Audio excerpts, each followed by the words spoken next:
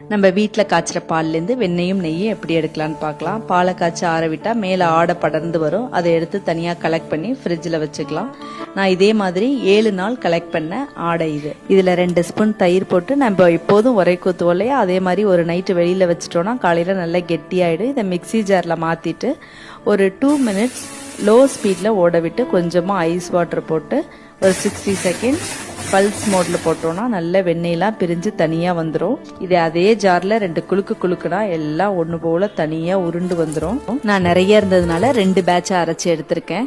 இந்த வெண்ணெயை எடுத்து நல்லா ஐஸ் வாட்டரில் 2-3 தடவை கழுவி எடுத்துடணும். அப்போ தான் நம்ம வெண்ணெய் காய்ச்சும் போது நிறைய அடியில் மண்டல் வராது. வெண்ணெய் காய்ச்சும் போது பக்கத்துலேயே நின்று கிண்டி விடணும், இல்லைன்னா பொங்கி கீழே ஊற்றிடும். கலர் மாதிரி நல்லெண்ணெய் மாதிரி வரும். நல்ல படபடன்னு சத்தம் வந்து அமைதியாயிடும். அப்போ கொழுந்தா கருவேப்பிள்ளையோ இல்லைன்னா முருங்கைக்கீரையோ போட்டு ஆஃப் பண்ணிட்டோம்னா நல்ல சுத்தமான வாசனையான நெய் நம்ம வீட்டிலேயே தயார் பண்ணிடலாம்.